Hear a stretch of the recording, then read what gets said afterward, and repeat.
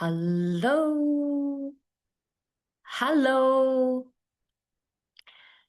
Good morning, good afternoon, good evening. Yeah, welcome to the seasonal webinar of Macmillan Education. Yeah, feel free to say hi in the chat and let me know that you are there. So we have, okay, hello from Thailand, hello from Japan, hello from Ho Chi Minh City, Thailand. Wow. Thank you for sharing your location. Yeah, feel free to let me know where you are watching this session from. And let me know if you have watched my maybe very first session on this Monday. Hello from Hong Kong, Jennifer. Hello. Nice to see you. I'm saying hi from Shanghai and nice to see you all. Good afternoon from Indonesia. Okay, thank you for coming. And good afternoon from Hanoi. Welcome, welcome. So, yeah, while waiting for more teachers to join us, yeah, feel free to say hi and let us know where you're watching this session from. I am Super from Macmillan Education, the teacher trainer and the academic consultant based in Shanghai, China, and I'm the host for today's session. Ah, you've forgotten the Monday session, but don't worry, we will get the recording ready. Yeah, so feel free to go back to watch the recording if necessary, and I will let you know where you can find that. Hello, Victoria. Nice to see you. Oh, happy to hear that. No problem. Okay, so let me get you my screen sharing as well so that we can gradually get started on what we have prepared for you today. So here we are. Okay, so as you can see from the cover page, the whole webinar is designed based on the idea to provide solutions to your challenges. And the theme, the focus for this webinar series is about inclusion in action, which means we want to include more students into the class. We want to get involved, like different types of learners, meeting different kinds of learning needs. So this is the brand new concept from Macmillan Education in 2026. And this is the very first webinar series we have prepared for teachers in Asia. And the idea is we really want to address your immediate challenge and provide practical solutions to your challenges to bridge the gap and make sure we are actually providing like a very practical ideas and tools for teachers in Asia to teach in the classroom to address the challenges in the classroom. And all the challenges are actually based on your feedback. So here are the five like top challenges we have collected and analyzed and summarized from the last 2 years like data we collected in Asia. And it all reflects like teachers like real life challenges in the classroom. So can you maybe take a guess or just maybe share your challenges and gaps that you are facing in the classroom? Let's see whether they are included in these five top gaps we have collected and summarized or not. Hi, Andreas. Nice to see you. Yeah. So feel free to share or take a guess of the challenges, the gaps we have collected from the teachers. Can you take a minute to think about maybe what is your top challenge in the classroom and whether it's maybe part of our top five challenges here as well. Yep. So feel free to take a guess and I will review the five gaps to you maybe in 10 seconds. Yeah, let's see if anyone can take a guess and find something in common or not. Okay, Chin said student motivation, mixed ability, yes. Communication barriers, Marcella, yeah. Lailatu? Not sure about my pronunciation. If it's not right, please forgive me. Yeah, personalization teaching approach, which means like a more engaging and more personalized content where the students can be like which is relatable to your students, right? Jennifer, students with widely different exposure to English in primary, yes. So it should be like mixed ability students from different backgrounds entering like secondary, right? You will get a group of mixed ability students. Students' well-being, yeah, that's also a key area, right? Their confidence, their well-being about their learnings, about their motivation. Yeah, also have some critical thinking skills, retention, students' attention span. Yes, yes, all very good. This is like a lot of common like challenges teachers face. So here are the five. I think they can somehow all fit into these five at categories. The first one would be teachers like limited time and resource. So teachers will like complain about they don't have enough time to prepare the lessons or they don't have enough teaching time to finish the whole lesson plan. Sometimes there is a lack of resources for teachers to engage their students to personalize the content or to like motivate their students to learn. So yeah, the time and the resource gap is quite obvious in most of teachers like challenges. Well, the recording of this webinar, yes, yes, I will mention that very soon, so don't worry. So the second gap would be the skills and language gap. So it means the language skills, the four skills, the vocabulary, grammar, or the four skills like listening, speaking, reading, and writing. So mainly, students have limited exposure to English before they come to your class would have certain gaps and teachers will need a lot of support and training on how to better teach the four skills, the vocabulary, the grammar, or study skills, thinking skills. Yeah, different kinds of teaching methodology and approach are another like gap for teachers. I think we have this has been mentioned earlier in our chat as well.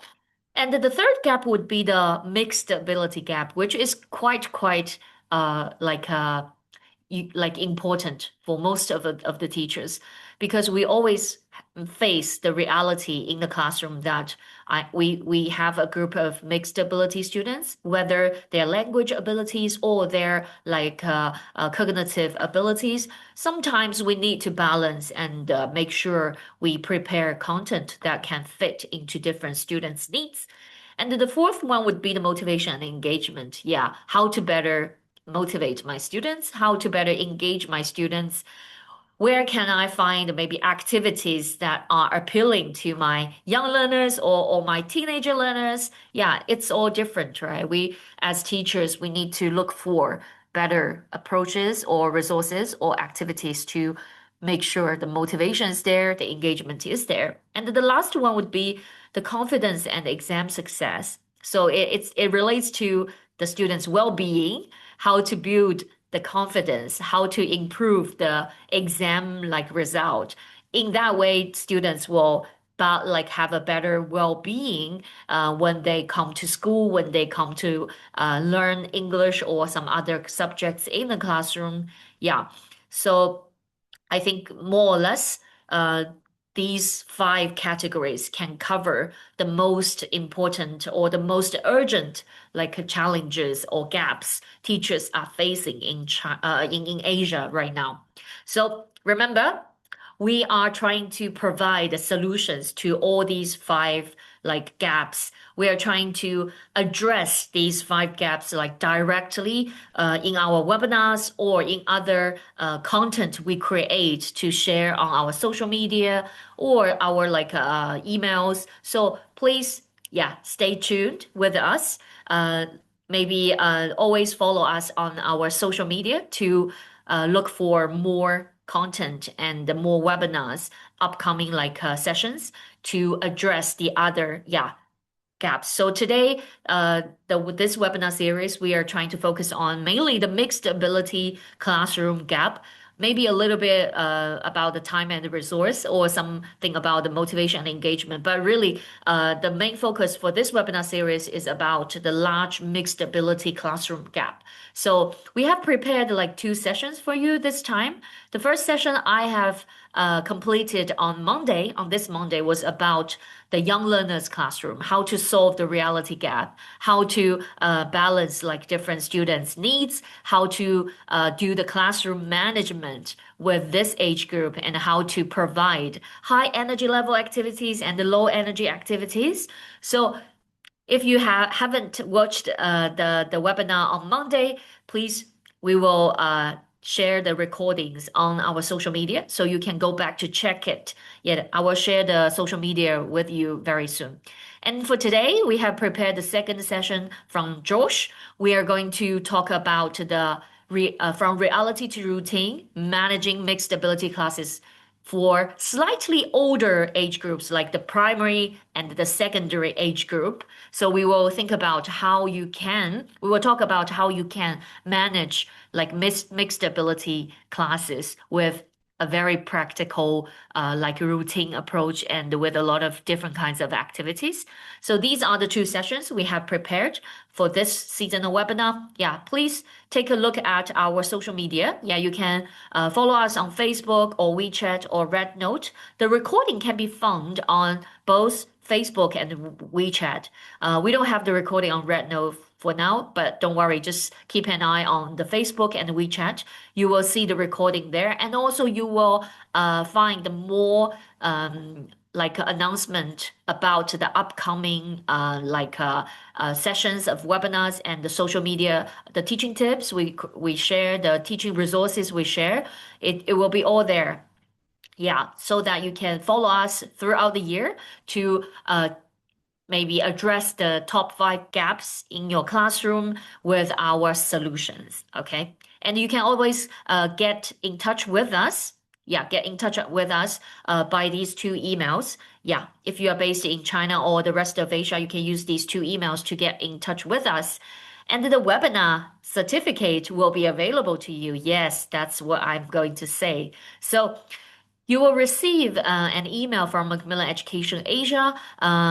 There you will find the certificate together with the recording as well. So if you have registered, yeah, if you are here today with us, you are registered with the webinar. So you will get the email from us and you will find the certificate and the recording link together. It will arrive maybe in a week. So please wait for a few more days before you will get to that, before you get that email. So around maybe a week, in a week. So bear with us, yeah, for a few days more to send you the email with the certificate and the recording. Okay, now without further ado, I'd like to invite our speakers to the stage. Hi, Josh. Hello there. Hello. Yes, Hello, so Super. Hello, everyone. yeah, are you ready to get started? Absolutely. Great. So I will leave the stage to you. Before I go, I just want to remind teachers, if you have questions for Josh, feel free to submit your questions using the Q&A button there. And also you can always share your thoughts in the chat. Yeah, we really, really welcome your wonderful thoughts throughout the session. So I will be back and we will have time for Q&A at the end. So see you in a while. Bye. Perfect.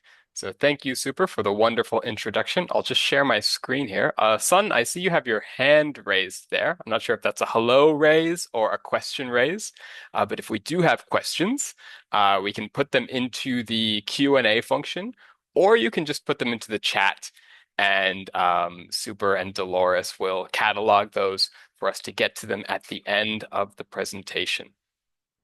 So share my screen here and we will get started.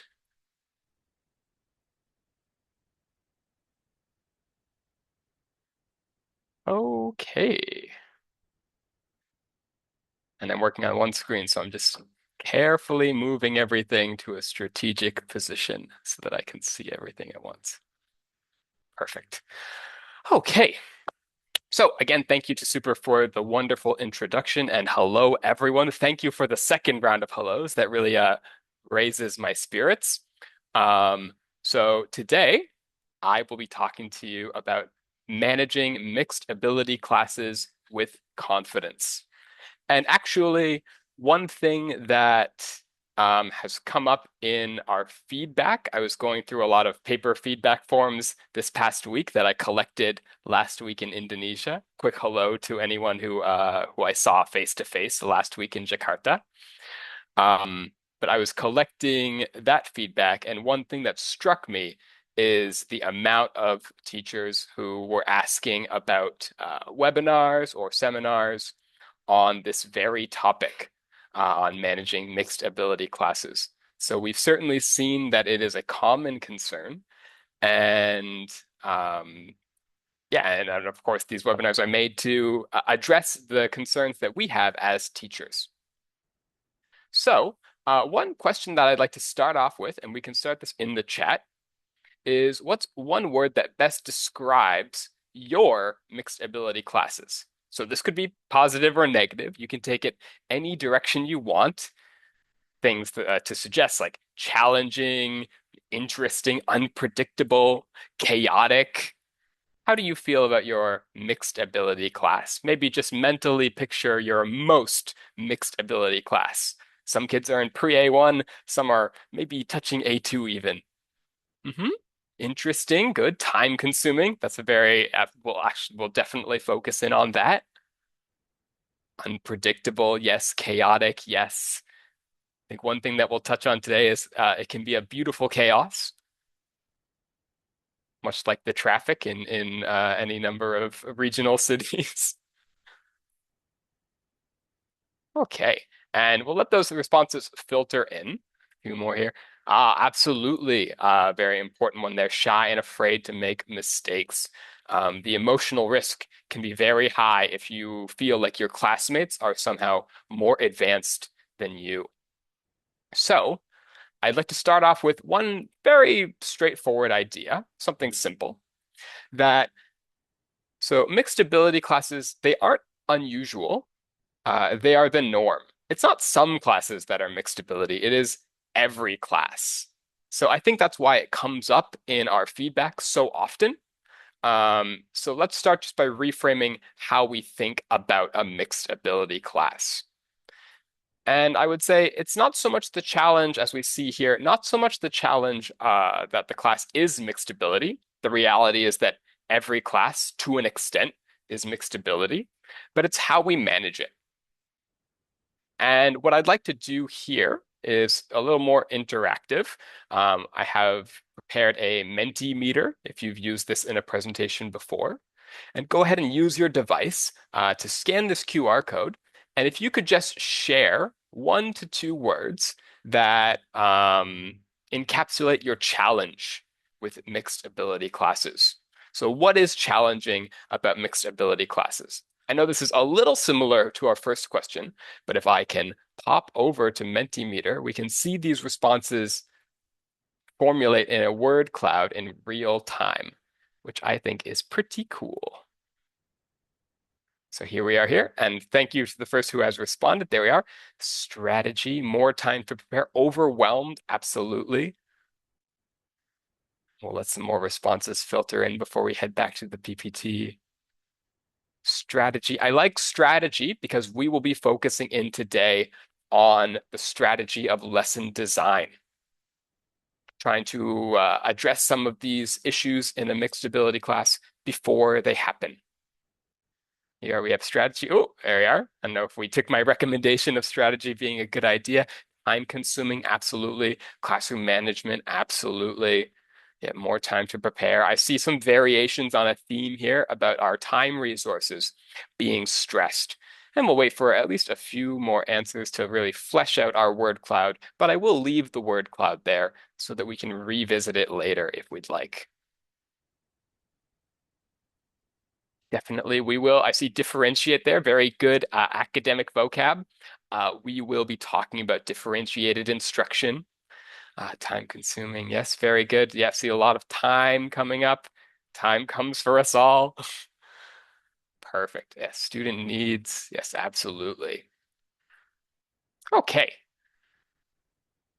Perfect. So yeah, if we look at our word cloud, we see a little theme coming up here. Definitely strategy, a lack of time, time pressure, and classroom management being some main takeaways here. I'm going to pop back to our PowerPoint. Da, da, da, da.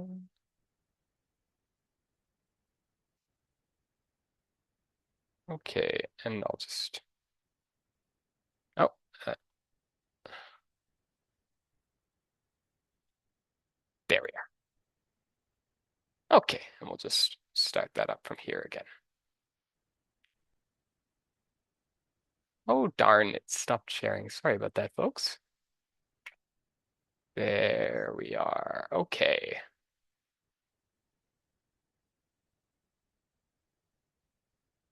Okay. Thankfully, that is the last time that we will screen share away from the PowerPoint. So that's what I want to start out with, that idea that every class is mixed ability. So, and one thing to think about is it's not just one dimension of it being mixed ability, not so simple as some students being less advanced and some being more advanced, but all students having different learning needs. So I'd like to start by taking the temperature, as it were. This first part of the lecture is about making a diagnosis. And in order to make our diagnosis, just like when you go to the doctor, they need to know what is the problem before they describe the treatment. So before we get into it, let's just start with a little poll. And I will just ask you to put your results into the chat. You can just put A, B, C, D. You don't have to type in the whole description. But who gets most of your attention in a typical lesson? And perfect, we have, there we are, some coming in already. So D coming through for a few of us. There we are, D as well. Absolutely. Perfect. A lot of D. Yeah, this is perfect. So the reason I start off with this question is because if we think about mixed ability classes, it can kind of feel like if you've ever seen the circus act of someone spinning plates on the tops of sticks, they keep spinning plates. You have to keep going from plate to plate, helping them all out. You have to keep adapting. And we see some C's as well here. Perfect. It could be the same students who are always needing your support. So you know at the start of the class, oh, they're going to take up a lot of my teacher energy. So what I want to stress here, though, is whatever your answer, these responses, whether we're saying different things, all tell us the same answer, that in mixed ability classes, we can feel like our attention is being pulled in different ways. To quote one of my favorite books, Lord of the Rings, it feels like we are butter being spread across too much toast. We're very thinned out. So that's where we can start with here. And it's great to take the temperature and see that, yeah, we like to balance everyone. That's great that we want to be fair teachers, but that takes so much of us as a teacher, and it takes away from other things that we could be doing. So let's focus in on what's really happening in our lessons. And let's talk about some issues that might sound familiar to us. So we might have some students get too much attention. And I think one thing we'll notice in these slides is that students are very perceptive if they see you having to give a lot of attention to other students. They see that, and the students who are getting the attention feel that as well. So some students get too much attention. They need a lot of support from the teacher. Of course, then some students don't get enough attention. Again, like the spinning plates, maybe we can't make it everywhere all at once. And then also, this is kind of similar to the first one, but the same student or the same set of students might need your attention over and over again. You might think of some students who act out a lot in class, or ones who just consistently need your support. That's something, again, that student will notice and other students notice as well. And this is the most common one for our answers. You're constantly having to move between groups. It's like you're juggling. when you're teaching. And so when we think about these answers, like the problem isn't so much that students are different, that's the reality. A community of learners is going to have different needs and different learning strengths. Um, the problem, though, is that they all need you at the same time. So in this first section, when we're really laying out our diagnosis, I want to start by rethinking how we consider the problem, rethinking our goal. So if we think back to the previous slide and how we've been thinking about this so far, thinking about the number of people who said D, having to split our attention, and that's very tiring. Um, Many teachers feel that when they have a mixed ability class, it's tough because you have to be kind of like three teachers at one time. One for the advanced students, one for the median students, and then one for the ones who need more support. And I'd like to rethink this goal a little bit. So let's just start off with what's not the goal. And what's not the goal is giving every student equal attention. I know that it feels fair to give students equal attention. And if you've ever used a star system on your board, giving out stars or check marks or stickers to students every time they give an answer, you will have had students remind you about fairness. Oh, teacher, where's my star? Where's their star? So I would say don't focus too much on making it an equal amount of attention for each student. What I think would be a better goal is if we consider this in the design phase of the lesson, and this kind of goes back to when we were answering in the word cloud about strategy, designing lessons where teachers don't, sorry, where students don't need the teacher at the same time. That is to say, the design of the lesson is universal. That word is very intentional. We have lessons that are universally designed where they can support all of our students with minimal teacher differentiation. So what does this lead to? It leads to less pressure on the teacher. A lot of people talked about time being a big factor here. More independent learners. I think this point is sort of self-evident, but as we pay less attention or we have to support our learners less, they have to support themselves and each other, very crucially, more. So that helps bring up our learners and establish their confidence and independence. And it creates a smoother lesson flow. Again, you might think about a project time or a task time, an output task particularly. You may have to go around the room and make sure that everyone is getting the right amount of support. That can make a lesson feel disjointed or stunted. So, what does this really mean in practice? So, if you have a lesson plan that builds in support for these different levels, we'll talk about all of these different strategies, of course, so we don't have to worry about them too much here. But things like visuals, modules, creating extensions of tasks, that means that students will be able to do the work and get the support without as much active teacher involvement. So, before we get into looking at the solutions, let's just recap how we've diagnosed the problem and what we'll take away from today. So I hope that we can take away from today simple ways to support weaker learners and also ways to challenge stronger learners. Students who finish the task very quickly, for example, ways that we can challenge them without it adding to our cognitive teacher workload. Also, practical classroom strategies that reduce teacher pressure. I think whether we're in the classroom or we're running late for work, um, we all can agree that having pressure on us can affect our judgment. You can think of the example of if you're driving to work and you're already running late, you might be inclined to take a risk that you otherwise wouldn't. We, of course, don't advocate this. Do not drive in a risky way, but time pressure and other pressures can affect our judgment. Also, I want to talk about how to make one lesson work for many learners. And this is really the key of what we're focusing in on today.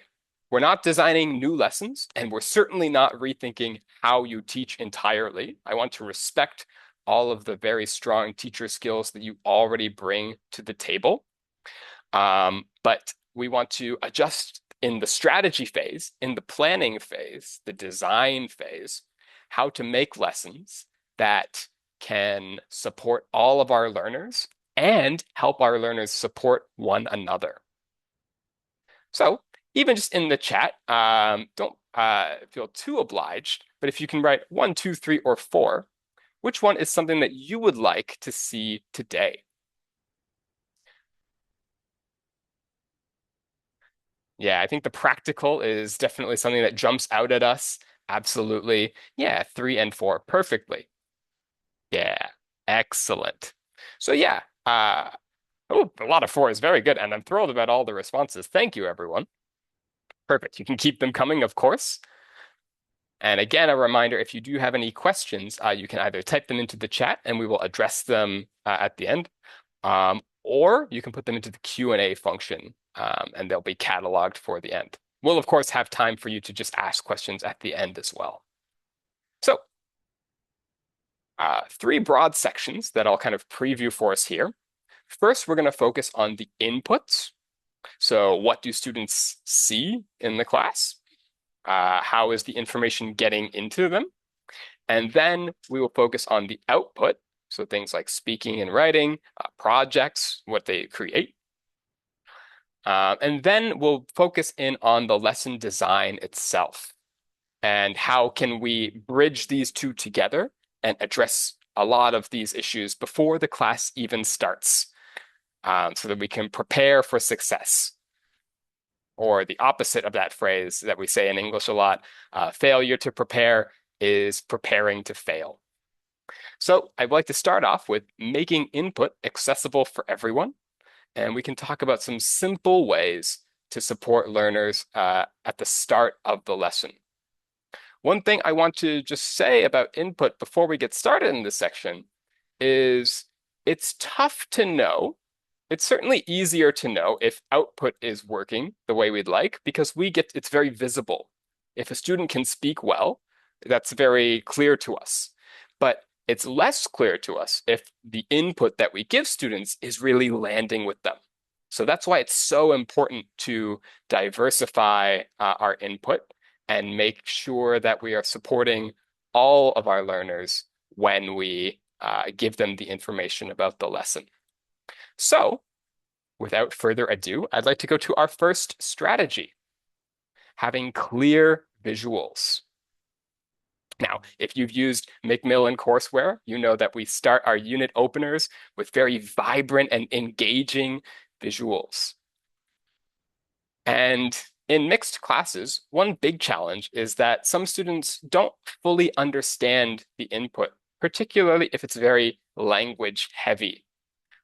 You might be familiar with the phrase, too long didn't read.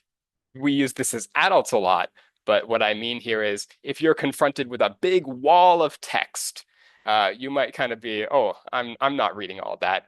It's much easier to explain something with a visual.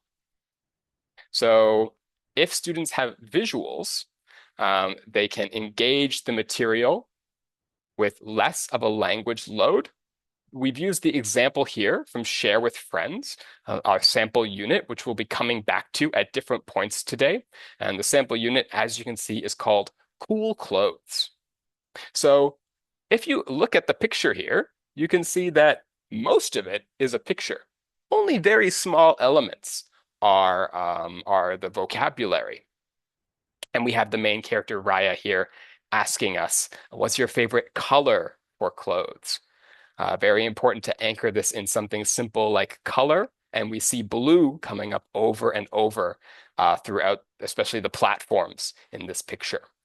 So it reduces language load, but more importantly, it makes the meaning clear very quickly for learners.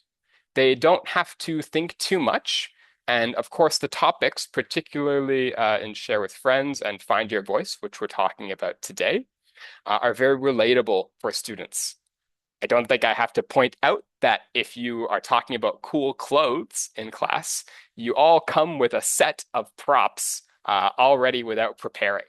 You all have an outfit on that you can point to. So weaker learners can access the lesson more easily, and stronger learners don't have to wait while we explain again. There's another task on the other page of this that asks us to count the eyes in the picture. So even here, we're giving the advanced learners something else to extend their learning, but we'll get more into that later. It also supports weaker learners without an extra explanation. Of course, there will be many themes that we see throughout today, and one that we'll keep coming back to is we want to support learners without the extra work. Because if you have to give an extra explanation to some of our learners, what happens with the other learners, the more advanced ones? They feel disengaged. They feel like this explanation, it's not for me. I already understand. So if we use things like visuals, you can address every learner at the same time. And that's really the core of what we want to focus on. So a question for you. If you are explaining a new concept, I hope we have a kind of I've pushed you in a suggestive direction of what's better.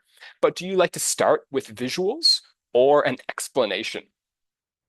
Now, of course, I think many of us will say and think visuals, which is definitely the way we want to go.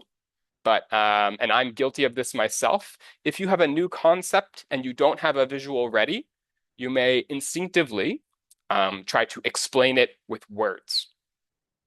And that can be very difficult, of course, because you're not speaking in the student's first language a lot of the time. And that explanation might just muddy the waters even further. So yes, we start visually. Oh, I just heard myself in the background there. So the next strategy that I would like to focus on is something that we're all familiar with, modeling.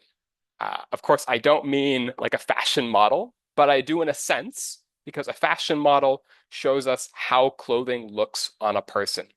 They show us instead of telling us. One of the most powerful phrases that you can use when you're explaining a concept to someone is, let me give you an example.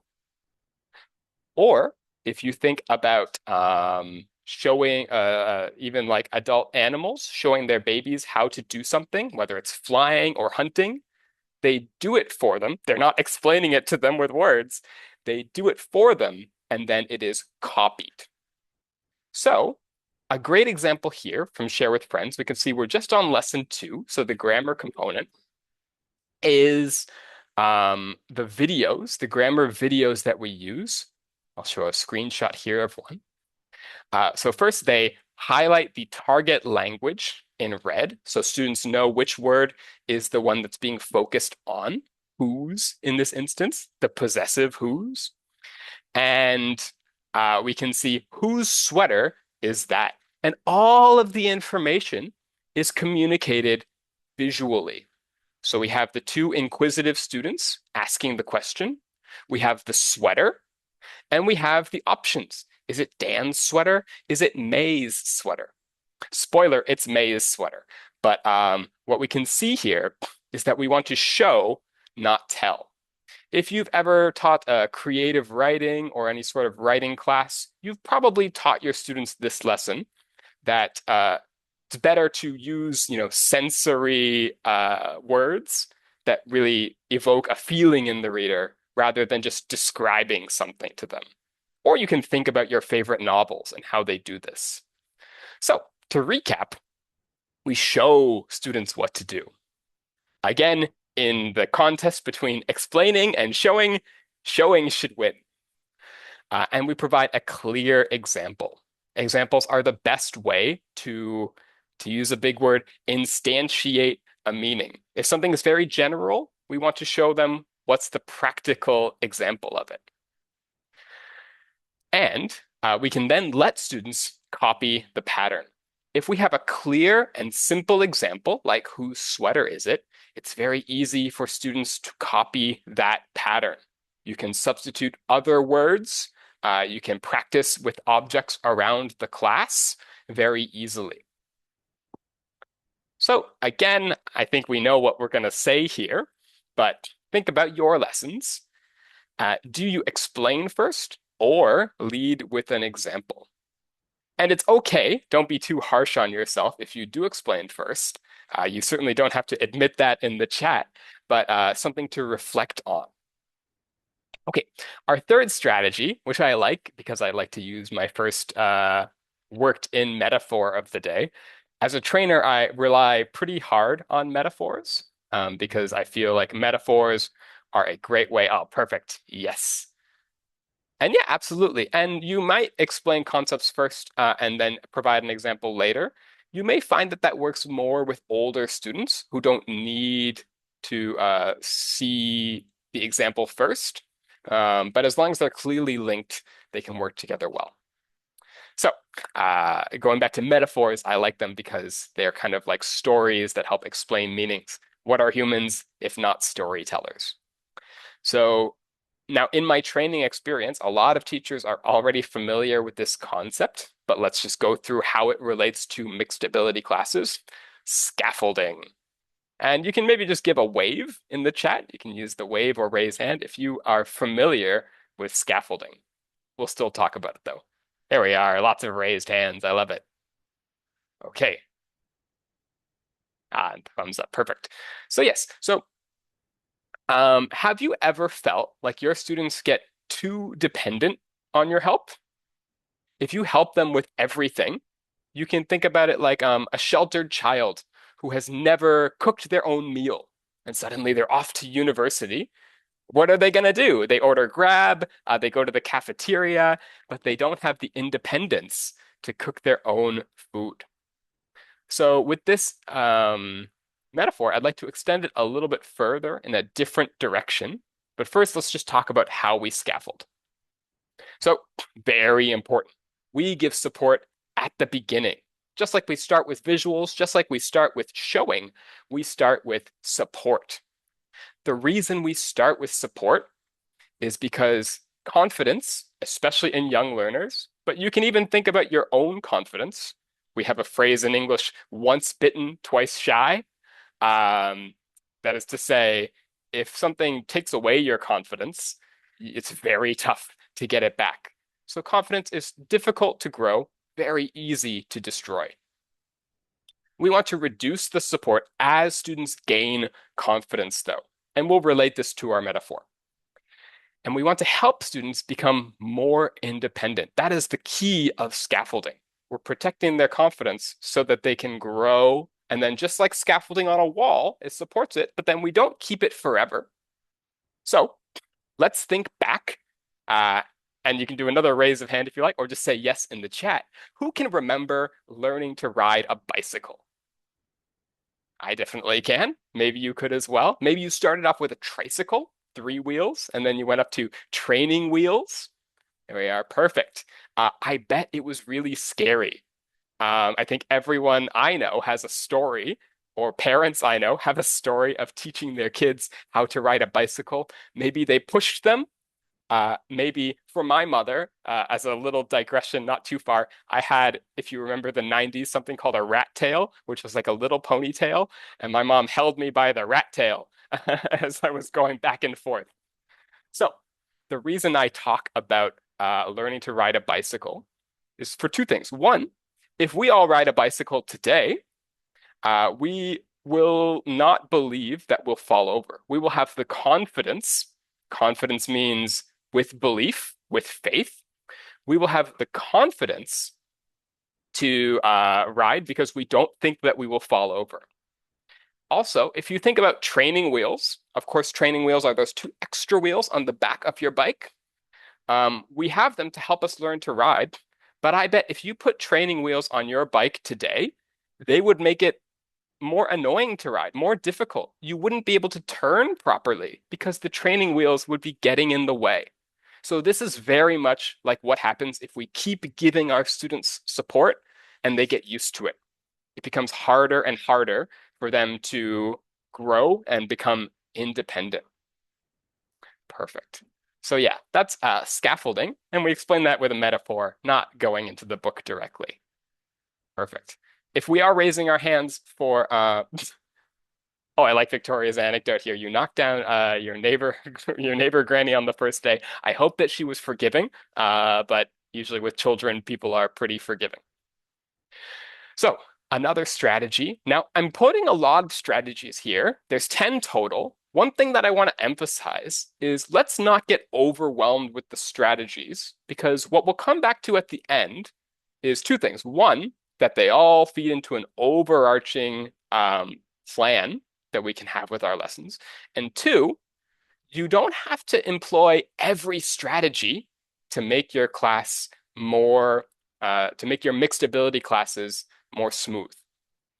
One thing that we can remember from today is that these are small changes, small adjustments that can affect big change. So the fourth strategy I want to cover is something called sentence framing. Maybe you've heard it before. And I bet if you haven't heard it before, you'll definitely be like, when I show it to you here. So what does a sentence frame do? They help students to start speaking. If you've ever thought of when you were speaking a new language, learning a new language, maybe English, maybe another one, you might know some of the vocab. You might know what the vocab means, but it's very difficult to start speaking because you don't know where to start from. Uh, and then you have a fear of mistakes. If you don't have the structure there to help you make your sentence, you might feel, or your student might feel, oh, I don't know where to start. And there's a very high emotional risk where they don't want to start speaking. So this gives structure to weaker learners, where they can just fill in a few words. And again, it's scaffolded, right? So this all ties in. That's why we don't have to focus too much on each strategy. But we give them the support so that they can make their own sentences. And then slowly, as they gain confidence, of course, we take away the support. So an example here, I think blank because blank. So we give them the verb there, and then we give them the conjunction, right? Or the cause and effect conjunction. Or my favorite chores are blank. So very simple there. All they have to do is fill in just some nouns. Or relating to cool clothes, I'm wearing blank. And here they're just sharing information, nothing too advanced. We can see an example from the book here. And we're talking both. So we're starting off with the grammar, reviewing that. Whose sweater is that? Then it's May's sweater. We're not having students say the whole sentence yet. We're giving them the structure. And then whose sneakers are those? Perfect. So that's another strategy. Using sentence frames can be a good way of getting our students started. You may find that if you are asking students a question and there is dead silence after you ask the question, it can be hard to rewind and do the sentence frame because that flow, that confidence is already taken down a notch. Again, very easy to take it down a notch, much harder to build it back up. So we want to start with the approachable example or the sentence frame or the visuals. One more strategy I want to focus on for the input section of today is layered support. Layered support. So we've looked at sentence frames. Now I want us to think about how we can support the whole class all at once. I think you've probably noticed that when we've talked about support today, we've been focusing in on the students who need more support. And I agree with myself that those students who need more support are who we should prioritize. But what about the students who don't need much support? Should they just sit silently as the other students get more of teachers' attention? Of course not. So we can think about all of the students who need our attention in different ways, and then layer our class. This is really something that happens in the design phase. So students who need more support, We can give them a word bank or a sentence frame or an example. And then for the standard level, usually what's in the book is okay for them. We don't need to do too much variation, too much differentiation. And then for students who don't need as much support, they can have fewer prompts and have more freedom. They can maybe extend the task, deepen their learning. If the We'll get more into that later. I don't want to get ahead of myself. So the bottom line here is that all students are doing the same task. We are not, key point, we are not making different tasks in different areas to satisfy all our different students. We are making variations on the same task to satisfy our different students, to layer our lesson. I could show you an example here. This is from Find Your Voice, and it comes at the end of the unit. And you can see here, it both kind of gamifies it, which is nice. It treats it like a level up, but also it provides a different feedback for our students based on how they did. And then it even provides further exercises based on what the student needs. So this is an example of how Macmillan courseware already has this layered support built in to take some of the cognitive resource pressure off of the teacher. Okay, I've talked a lot about inputs. I would like to do another poll, if you would. I'll read us the poll, and you can just type it into the chat, A, B, C, or D. What support strategy, and let's be honest, what do you already use the most? What support strategy do you already use the most? So before you came in today, which one did you rely on most heavily? Yeah, and you can say more than one as well if you feel like they're both really strong contenders. Here we are, visual sense frames. Perfect. Perfect. I do find, yeah, word banks, I see that one's not coming up as much as some other ones. It is a bit harder to prepare, but maybe if you made like an assessment, a word bank makes that easier. Yeah, perfect. Yeah, we can keep sharing the answers here as I move to our next section. So as I outlined at the beginning, we started off with inputs. Now we're going to talk about outputs. And hello, Chota, welcome.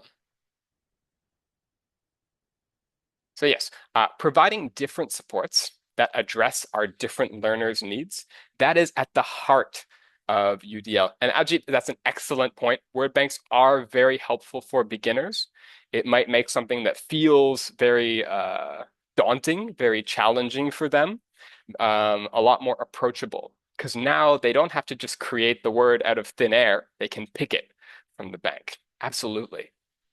So yeah, providing different supports is really at the heart of UDL. To clarify, UDL is Universal Design for Learning. And we'll talk more about that concept shortly, but you can kind of get it from the name. The design of the course, of course, we design it at the beginning, not during, not after. The design of the course is where we can make it universal. And what universal for what? For all of our different learners and their different styles. Okay, this is one point when I would like to invite you, please, please, please, because as we've talked about, your feedback is what informs our webinar sessions, and yeah, what we want to focus on for these talks.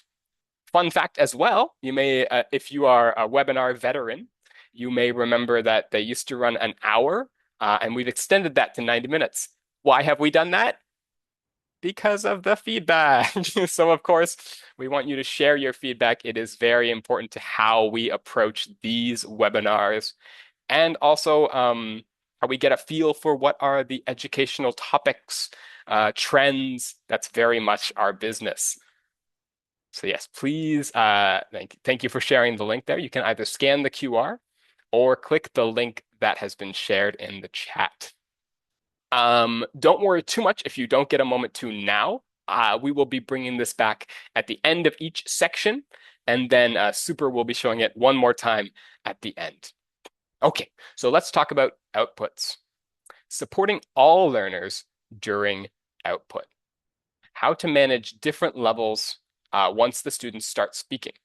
Now, like I talked about a little bit before, um, it's much more visible in the output section who is performing well, who needs a bit more support. It's much easier to check. The problem, though, is that if you have gotten to the output section and you realize that your learners are not where they need to be or where you would like them to be, it's very tough at that point to go back to the inputs and reteach that or to teach it in a different way. This really hammers home the point that we'll get to in our final section of the importance of lesson design, preparing for these issues before. Okay. Um, so let's continue on to some more strategies about how we can make our output work for all different learners.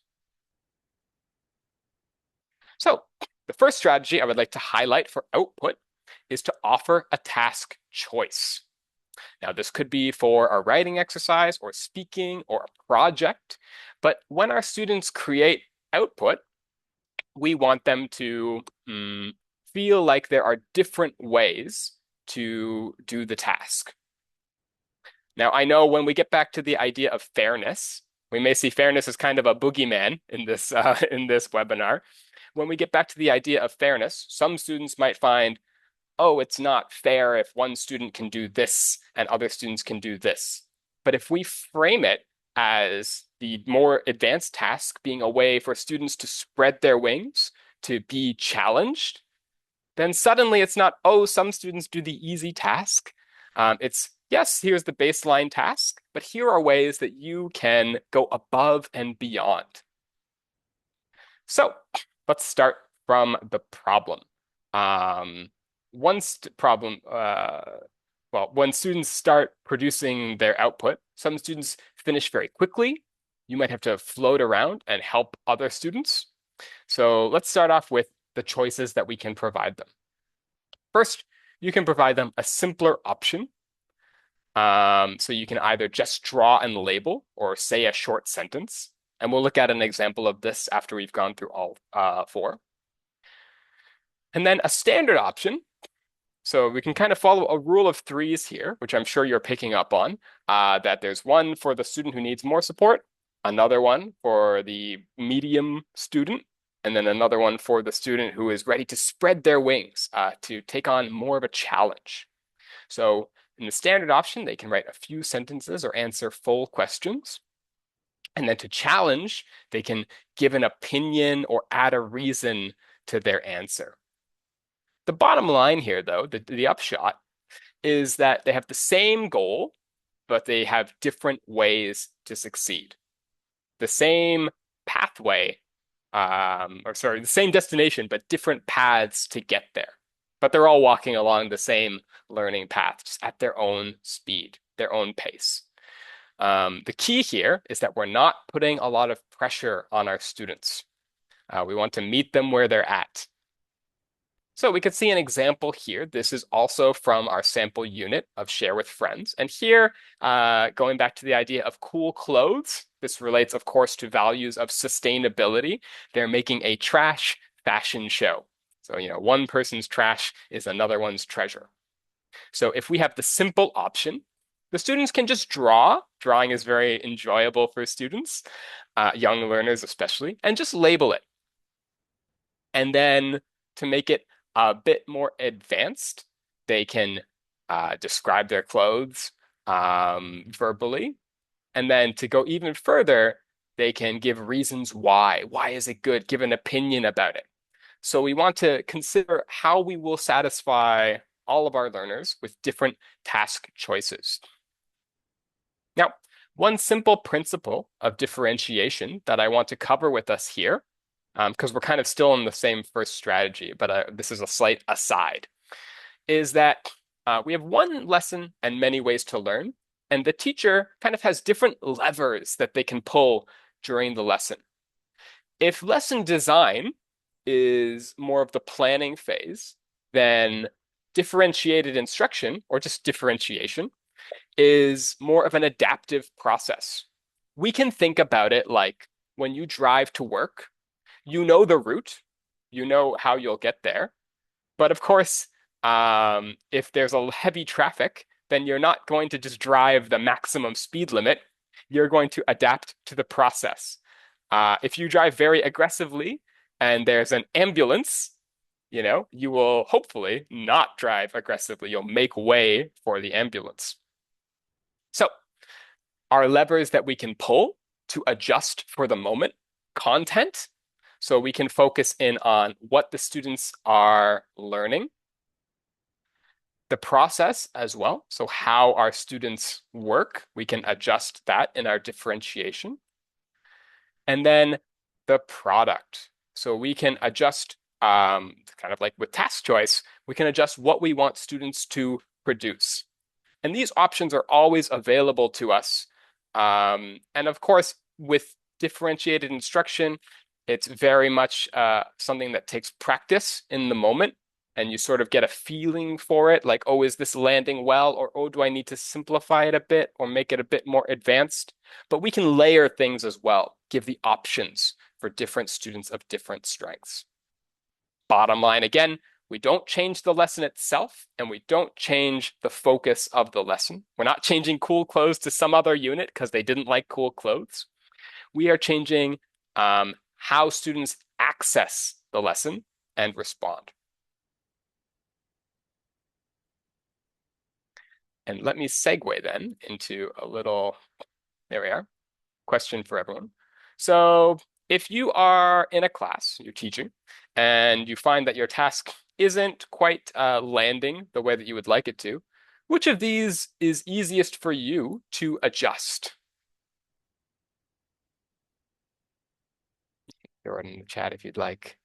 Which one is the easiest to adjust for your students? And as we mull that over, I will continue to our next. There we are. Perfect. Our next strategy. I see a lot of process. Yeah, absolutely.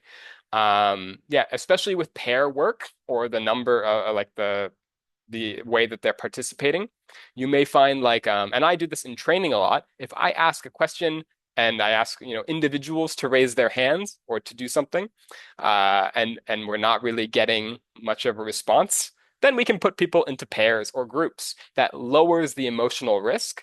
And I think you'll find that if students are doing something in a collaborative way, it raises the reward.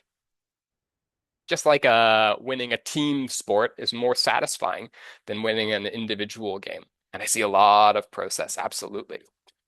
So let's talk about flexible output, another strategy that we can use for our output.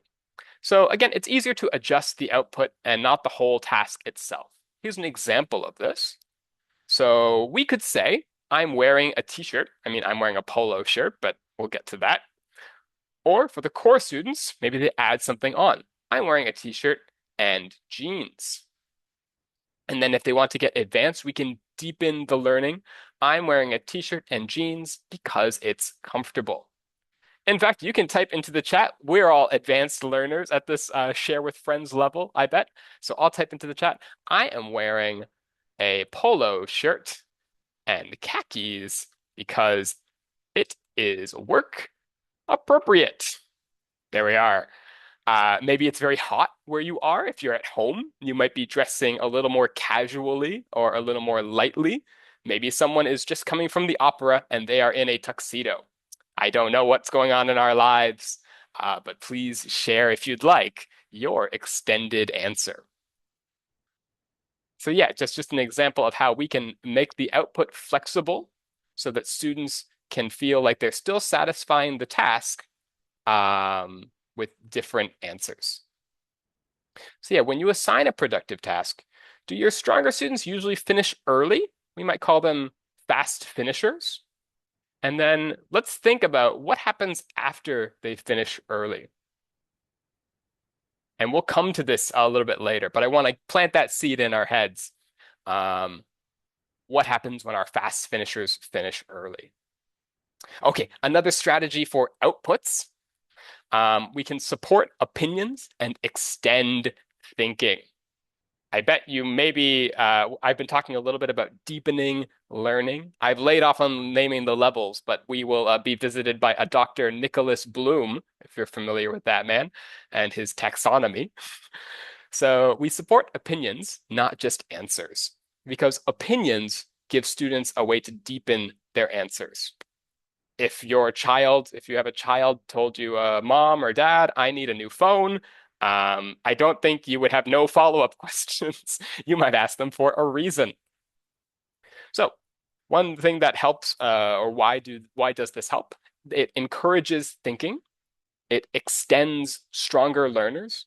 And most importantly, it keeps all students engaged.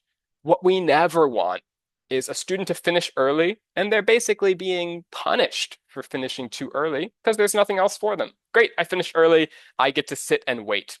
Or great, I finished early. Now teacher has a coloring paper for me.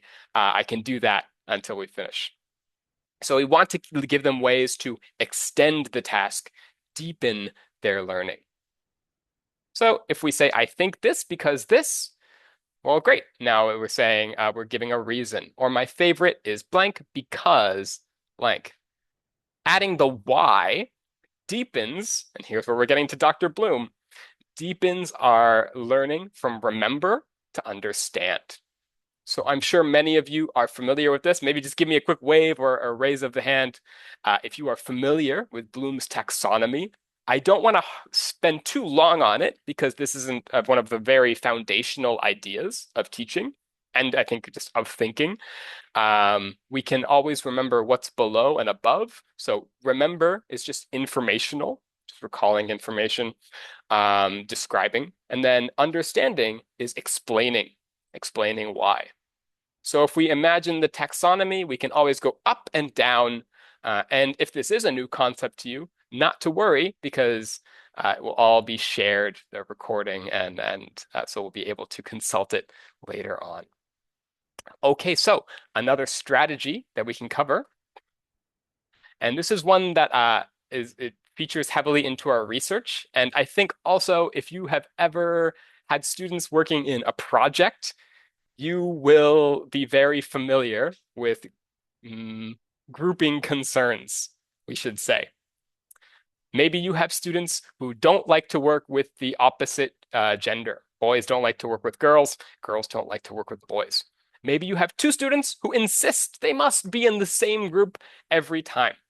I have a question for the chat, and I would like us to respond if we would. How do you usually decide pairs? And how do you usually decide groups? You can answer either one. So if you decide pairs, do you usually put the same level with the same level? Do you let the students decide? There are no wrong answers, of course. Um, for groups, do you do a random thing like a wheel of names? Do you do it by where they're seated? What strategies do you use to group your students? And as we think about that, we hopefully share about that. Let me talk a little bit about grouping students. So teachers of young learners know that making groups can be one of the stickiest parts of the class flow. Not just in satisfying all of the students. Oh, I see very good answers here. Perfect. Absolutely. And Marcella, you touched on a very important point. Grouping, well, we'll talk about it, but yes, absolutely. So let's talk about strong and weak learners. Um, so we'll come back to this idea later on, but one term we'll throw down here is heterogeneous. Heterogeneous group, like hetero different, right? So if we have a heterogeneous group, strong students and weak students, they can support each other, like Marcella points out. One can model language for the other. This helps both support the students. It's kind of like the students are doing our work for us, but also it helps to reinforce the knowledge of the stronger student because now they can explain it to someone else. And it creates more supportive and inclusive and independent learners. If we have them at the same level, again, there's no wrong answer here. Same level students, it's safer for them. They don't feel outmatched for the weaker student. And for the more advanced student, they don't feel like I've got to explain this, right? And then this also builds their confidence because they see that they line up in skill with some other student. I play a lot of online games as a quick aside. And when you play online games, especially when you play like a ranked game for points, it doesn't group you against someone who's much, much, much better than you. It groups you against someone who's around your level. Otherwise, it wouldn't be very fun.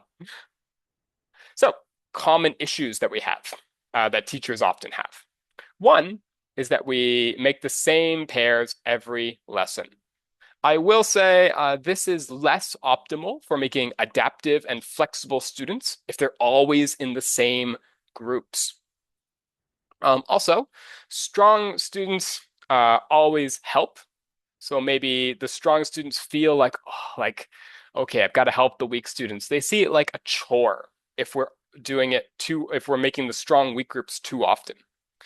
Or weaker students or groups of weaker students who need support, they depend on the teacher.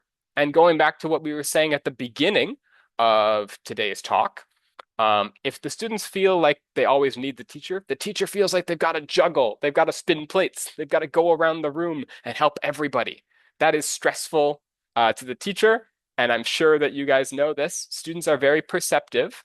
They can tell if the vibes are getting stressful in a class, if the pressure is building. So I want to finish off this slide with rotating groups. That way it's not too monotonous. It's not too much of the same thing every time. And they can share responsibility and it balances participation. And they're not getting too set in their comfort zone. We're giving them variation to keep it fresh. So yeah, rotating groups to support one another. It's a bit like if you've ever had a student come up and teach the class. Makes it nice for the teacher, right? We get to relax, but also it it helps the student deepen their understanding.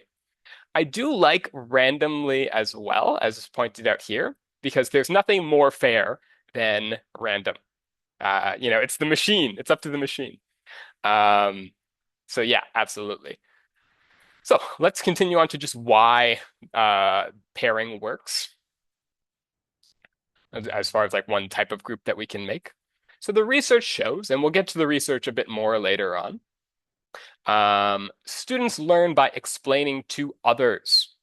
I think one thing that hopefully we've taken away as being teachers or trainers is that explaining a concept, maybe you remember learning the same concept as a kid, but explaining it gives you a whole different perspective on the same concept. Stronger learners can reinforce their understanding, like we just said. They already understood it. Okay. This is why we want students to participate if a higher level class, if we're doing like test prep. I used to manage a test prep program. We want the higher level students to participate in the answer review, in the answer justification. My hand's disappearing.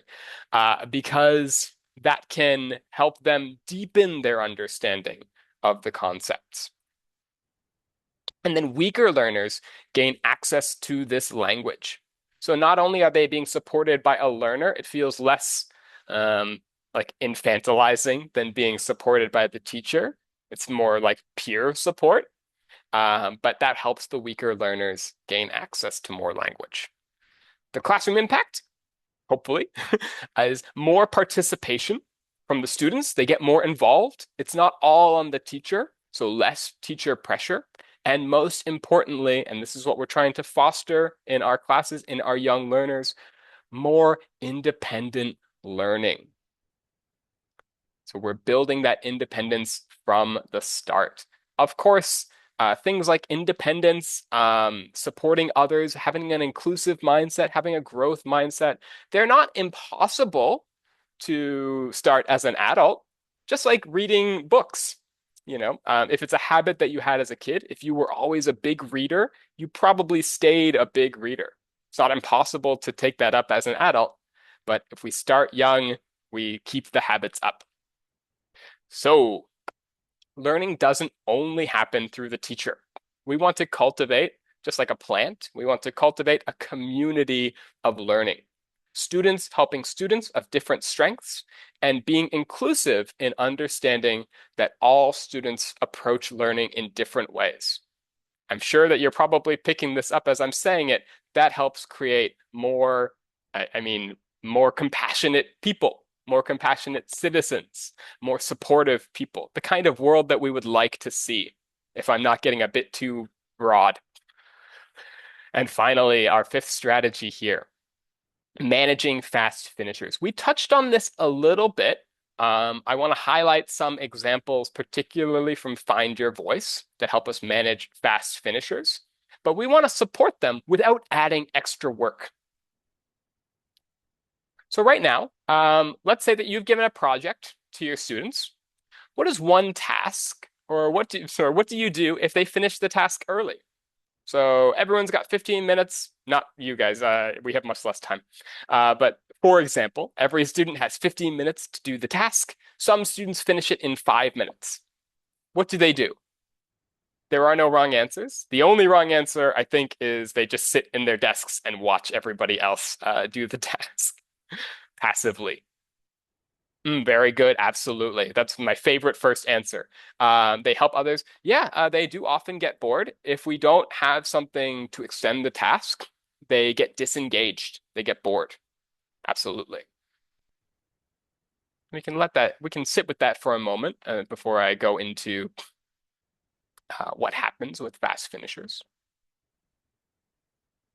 Yeah, absolutely. Good. They could pursue things like reading. So, yeah, absolutely. And they might lose their motivation. Motivation is a bit like a fire, right? There's a reason why that metaphor is used a lot. Because if a fire goes out, starting a fire is the hardest part of a fire. Keeping a fire going, that's easy. That's baby cakes, right? You put more wood on it. But starting a fire, that's the hard part. So what often happens in a not ideal classroom, we'll say? Students finish early. Some students are very advanced. They finish early, and then they might get bored. The teacher might give them extra work to do, or students might not want to, yeah, they might not want to stay engaged. This teacher might give them an unrelated task. We want to keep it related to the lesson. So a better approach is to extend or deepen the same task and add thinking to the task. So deepen the task up Bloom's taxonomy, or but not add new content. We want them to do a variation of the same task. So simple extensions of the task. Things like why, so explain, or compare to something else, or add more detail, or give an opinion. I'm sure that you've noticed in your own experience, particularly like in university, writing an essay, providing reasons why, or doing a comparative analysis are great ways to make your argument stronger. So bottom line, to simplify it, extend the task, don't change the task. Don't make a whole new task. Extend the previous task so that they can keep working on that and deepen their learning. So learning deepens, key point, only for those who are ready for learning to deepen. We don't want to put pressure on any student. How do we do that with a mixed ability class? The ones who are advanced, they can go further. They can climb up higher.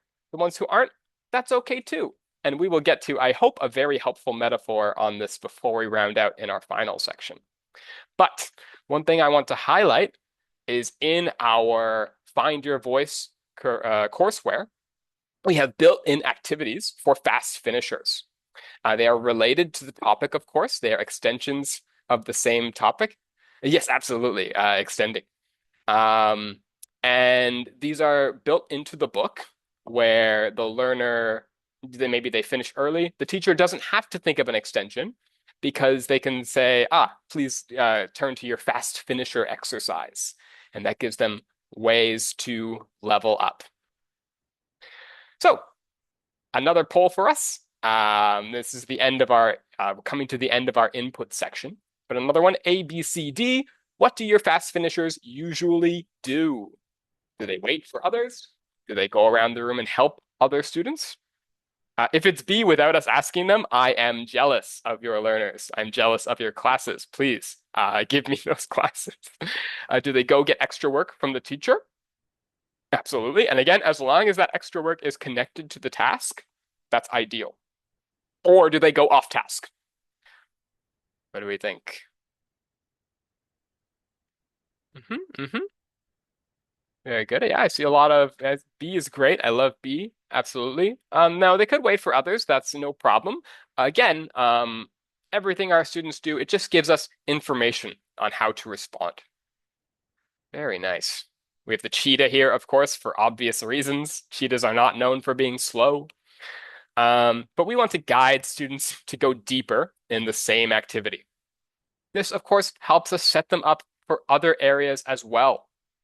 You can think of anything that you do. For me, I play instruments. I've played piano for a long time. I've played guitar for a less long time.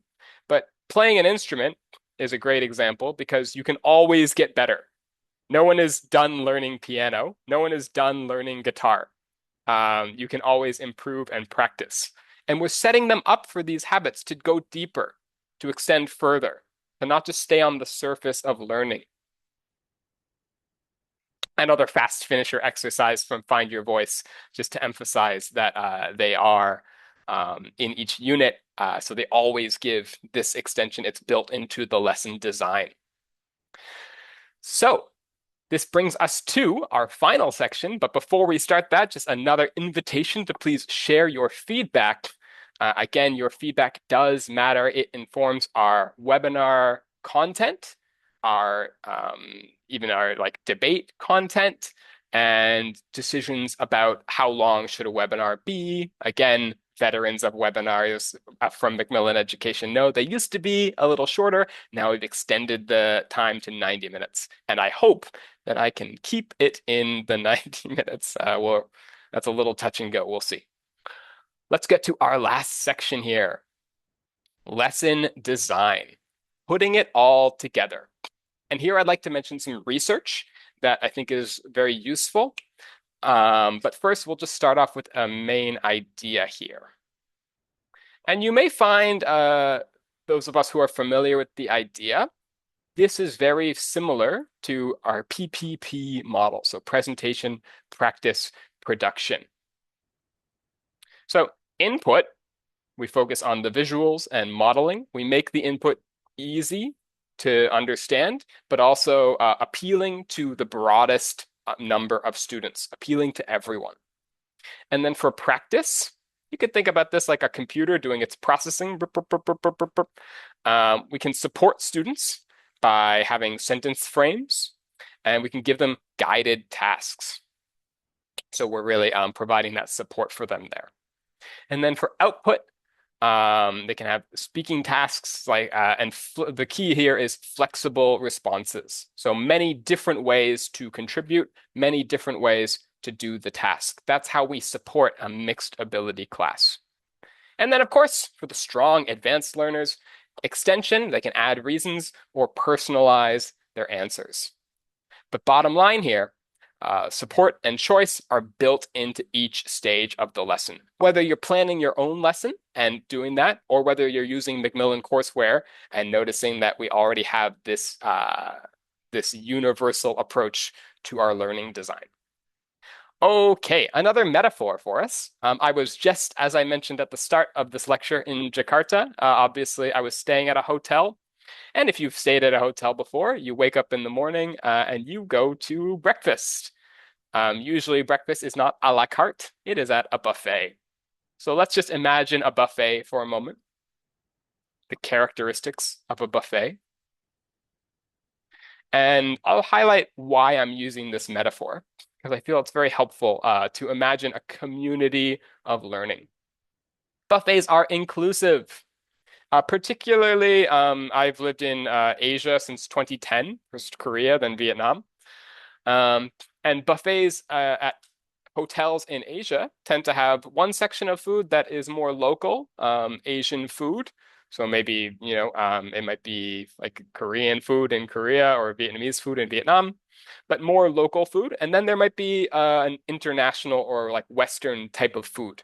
So it's very inclusive. There's something for everyone, whatever they prefer. Maybe you want cereal, maybe you want a muffin, maybe you want rice. There's no pressure at a buffet to fill up your plate. And within reason, as long as you're not picking up the crab plate, or the like the hot, this I don't know, the tray. As long as within reason, no one is judging anyone else for eating a lot. And also, we provide that extension at a buffet, more adventurous eaters. Maybe you've never had this before. Maybe you've never had this combination before. Um, can make new pairings, go with new options, try new sauces. So the buffet is very inclusive of all different, we'll say, eating styles. I'm sure the connection is obvious to learning styles. For a balanced plate, I want us to think back to when we were at our first buffet. Can you remember the first time you went to a buffet?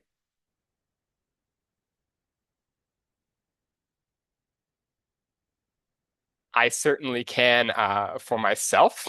Um, a little anecdote. We did not eat bacon at our house. We didn't eat red meat in our house. So I went to the buffet and red meat, bacon was like a treasure. I'd never really had much of it. And the first time I did, I loaded my plate up with bacon. Bacon, bacon, bacon, bacon, bacon. Of course, I taught myself an important lesson. You can't have a plate that is all salty red meat. You will not feel good. So the balanced plate, it gives our learners, gives us the independence to create our own balance. We get to learn our own lessons. And also you can start with the foundations and then you can add variations. So maybe some protein and some grains, and you can add things onto that.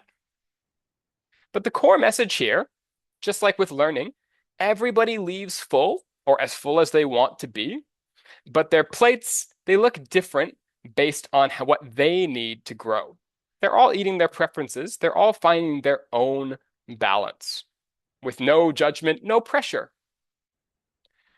So let's connect to some more, I guess, concrete research.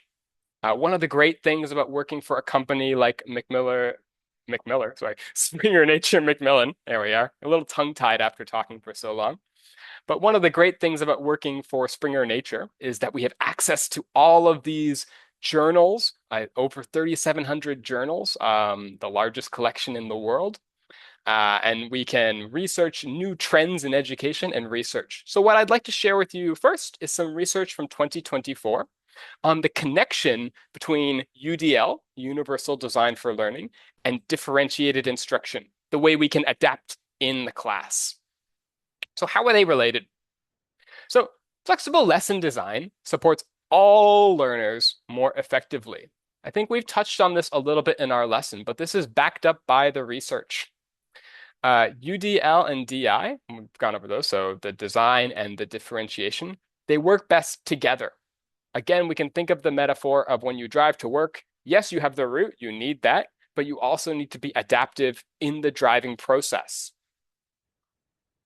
And then better design decreases, this is key, particularly when we think back to our initial pain points of mixed ability classes. Better design decreases the teacher workload and it increases learner independence. A bit like less is more, right? As we take away support, we don't do it too fast, but then our students can then do the things that we used to do in our support. So I'd like to go through a quick model related to this idea. And we can see here on the left, we have universal design for learning. Of course, that's where we start the planning phase. And I'm sure you can see on the model, this connects to all aspects of the class. So we can work in ongoing assessment, not just summative assessment, like exams at the end of the term, but formative assessment, little checks the teacher can make to see if the students get it. I'm doing air quotes there, but my hands are disappearing. So also, it connects to our growth mindset. Now, the growth mindset it's kind of become sort of a buzzword. What we mean in the educational, like pedagogical sense, is that teachers can continue to advance their students' intellectual capacity.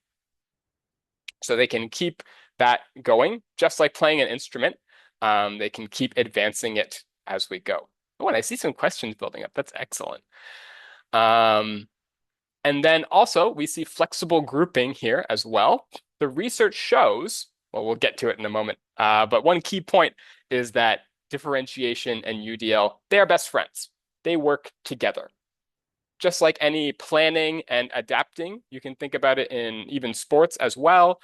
Like if you are watching an American football game, or a soccer game or football, whatever part of the world I'm in, any sport, the coach has a plan, but the players have to then adapt to the situation because you don't have the only say in what happens. The other team has a say. So what does this model show?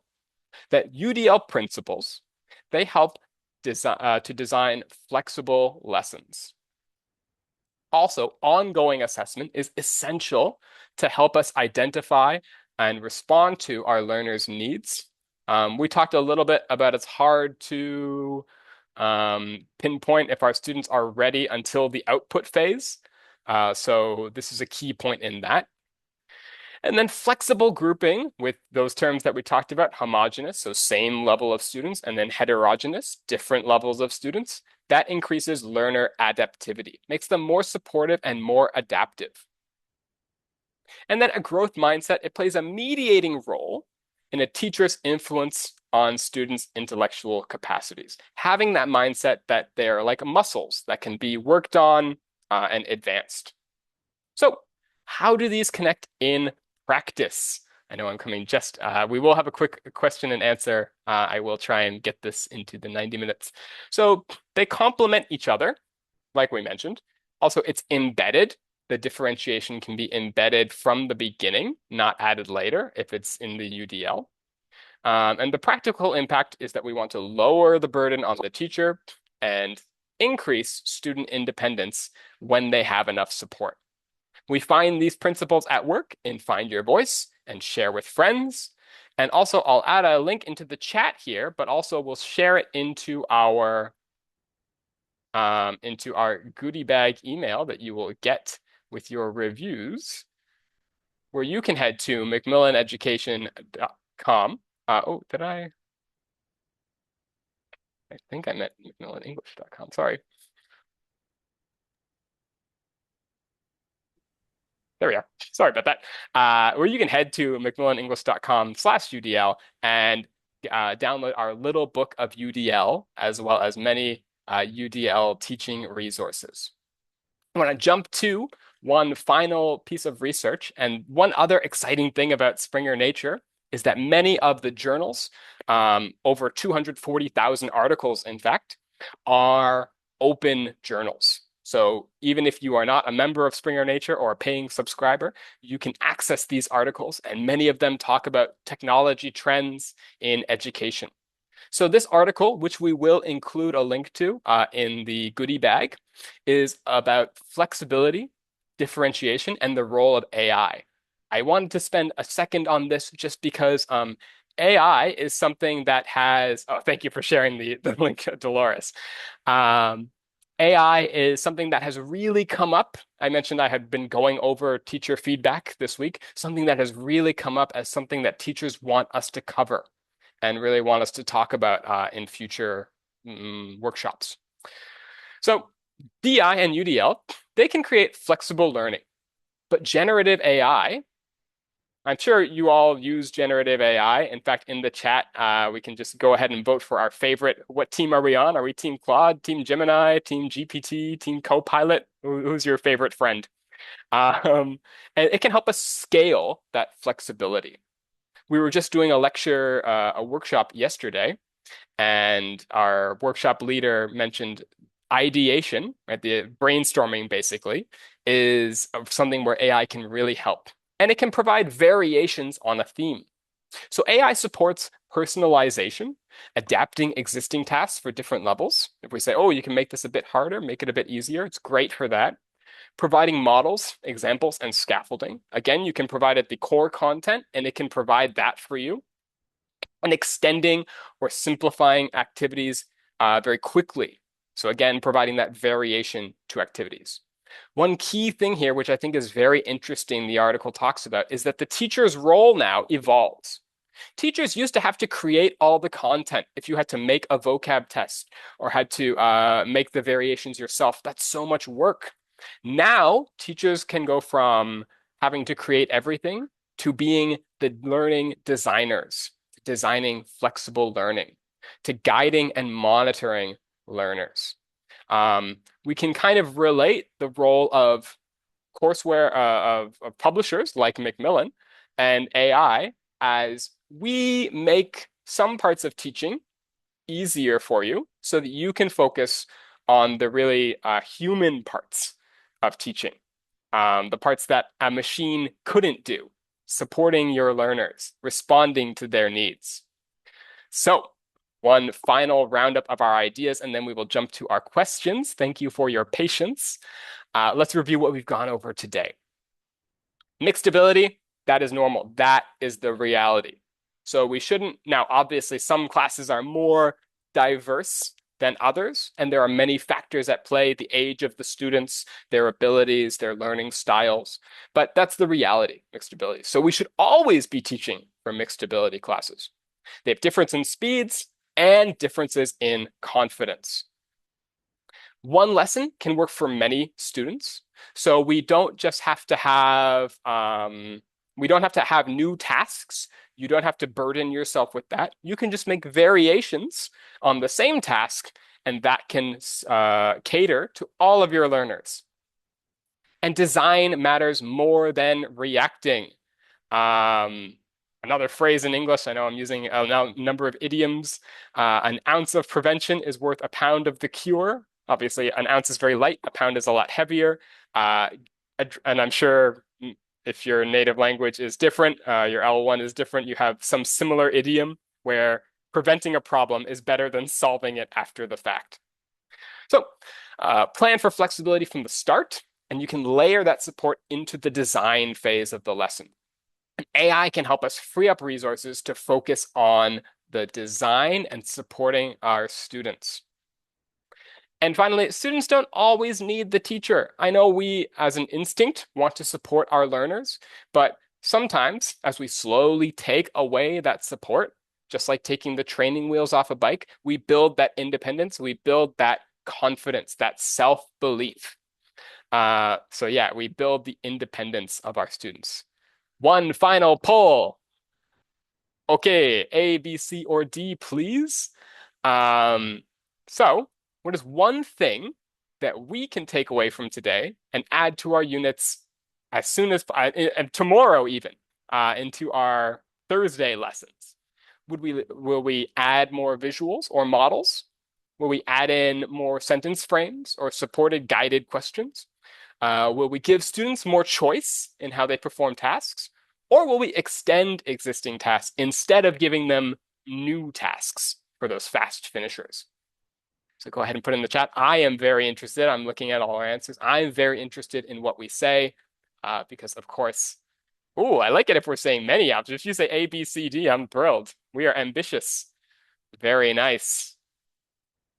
Wonderful, wonderful, guys. Absolutely. So thank you so much, everybody. We're not quite done. We'll turn back over to Super and we will address your questions and we'll round out our lecture. But before we get to that, I'd just like to say thank you so much for your time and attention and your patience for me going 5 minutes over.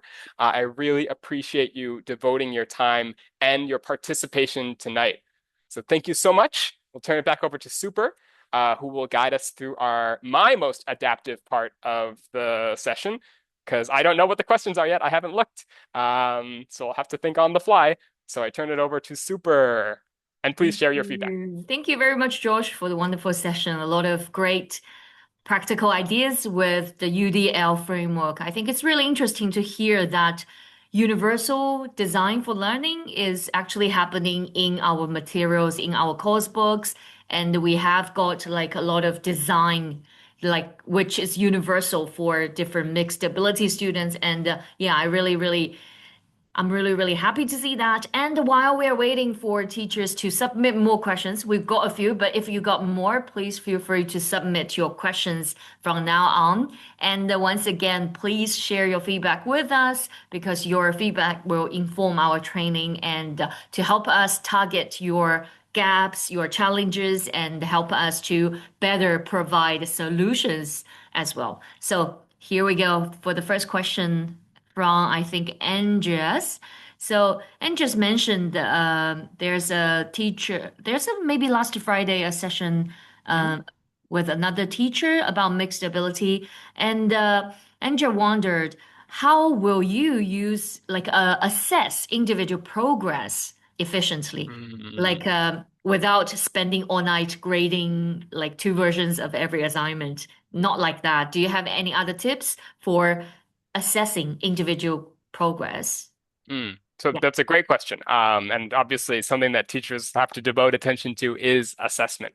And also when it comes to, so just to quickly clarify a definitional thing, formative assessments are those assessments that we make kind of on the fly sometimes even. We're checking our students' process or progress, I should say.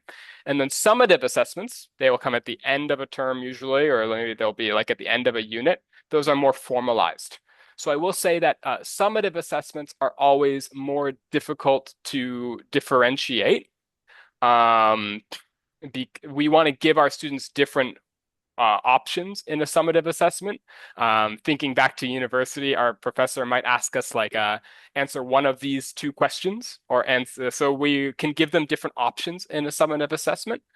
But I would say the best way to assess individual progress efficiently is to perform those formative checks. Um, Also to be compassionate about different learners learning in different ways. And as a more practical guide as well, keeping notes certainly on different students and where they are progressing is key. Um, so that's also something that the differentiation can really help with the formative assessment, because um, it can provide not only the students with different avenues to participate. Oh, I don't have sound. I can hear you. I can Oh, hear you. Okay. Yeah. okay. I hope the audience can hear me okay. Yeah. Okay, good. So, Yeah. especially Maybe double Andreas. check the internet, everyone. Yeah. Let us know if you can still hear us. Okay, good. Yeah, give me a thumbs Mm. up if you can hear. So sorry, to back what I was saying. So learners have different avenues to contribute, but then also the instructor has different ways to assess them. So for example, if we're saying like, oh, can the student write well, but we Mhm. give them different options to contribute to the task, then there's like we can still assess them formatively and see how they're progressing. I do think assessment is very difficult to differentiate. But again, something that like if we build it into the lesson design, Mhm. it's much more easy to do. As far Mhm. as like the final tests, that is harder. So I'd provide them. I think we could still provide them the same sorts of options though that we went over for output, giving them different choices of how to do the test, or different options in questions, like answer, X number out of Y questions. Um, Yeah. Certainly, I think. though, yeah, so assessment can be tricky, especially for young learners, because you have a lot of pressures when it comes to assessment too. A lot of stakeholders who are chiefly interested in assessment, not so much interested in what happens in the class. So I know that there's not a perfect answer to that. I think it's definitely we lose efficiency when we try to do the assessments for learners of different levels. But also that's why we try to work our universal design principles into the lesson to prepare all of our students equally for the assessment. So yeah, no perfect answer, I'm afraid to admit, but applying But certainly. formative assessment is definitely, I think, a good way to, yeah, for whether assess younger learners or make like assessment less threatening for the students. And Mm. also, I think teacher Chin mentioned that a learning like management platform. I think Macmillan Education Yes. has also got such kind of platforms to, yeah, collect the data Mm. formatively and also Yes. using the workbook like answer correct like rate Mm. to be used as another like different levels of data to analyze the students' progress. Yeah, that would Oh, be absolutely. another Yes. way, yeah, to help the teachers like spend less time to collecting these information. Yeah, and also Exactly. another question from teacher Chin. Um, it's about like grouping. Mm. Mm. So she asked about whether you have advice about how often should we rotate different groups? How should we keep, shall we keep a record of how we group different students in different Mm. pairs or different small groups? Yeah, do you have any tips for that? Yeah, absolutely. So yes, I think we should keep a record, although somebody pointed out earlier that they just do randomly every time, in which case it is random. So yeah, I think we should keep a record on how we do it. And I do think that we should rotate it each time. I do get that some students might be more comfortable working with others, and that rapport is really important, especially for young learners. Now, some things are difficult to overcome with young learners. For example, boys working with girls, that might always be a difficult hurdle for young learners. But as far as their levels, certainly I would try to change it up as much as possible, because that kind of helps our students to not get in that comfort zone, that state of inertia where it's harder to change. Yeah. I've found like, the if a student pair, for example, is really, really used to, and if you've ever substituted a class, you'll know this. If they're really used to being together, that comfort zone will be harder to break.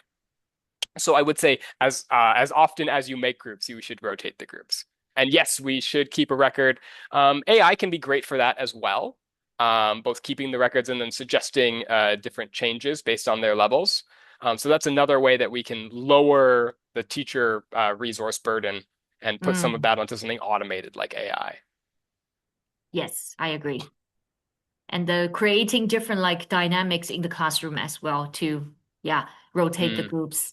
So Yeah, yeah, and then LMS can be helpful as well. Oh, also to go back to that earlier point, I know that I don't want to go back too much on the earlier answer, but adaptive practice and like gamified learning like on Navio can really help the students to like can respond to their specific strengths. Just like when you use Duolingo, for instance, it knows which words that you have struggled with, so it will give you those more often to help level the playing field of assessment. Yeah. yeah. So yeah, thank you very much for the answer. I think yeah, that's pretty good to address some immediate like concerns as well. And thank you for the questions, teachers, very much giving a lot of feedback, a lot of like input into throughout the session. Thank you very much for being with us. Oh, we got And one more. before we Uh, end the whole session, I just want to because some teachers are asking like the books, I would quickly go through the two books Josh mentioned. The first one is called Share with Friends. It's a primary course from Macmillan Education. Yeah, we really want to build the sharing like elements into it to make it as inclusive as possible for different learners to find their voice. And the second course is called Find Your Voice for slightly older students, usually starting from like a later primary to early secondary. Yeah, this is a course definitely very, very inclusive in we encourage like differentiated instruction for like leveled like tasks for faster finisher tasks and a lot of like different tasks of different versions of worksheets to meet different levels of students' needs. So in that way, teachers don't need to spend extra time to create different worksheets or tasks or extensions. They just can rely on the materials itself, rely on Find Your Voice, teachers' resource to teach like different like mixed ability classes.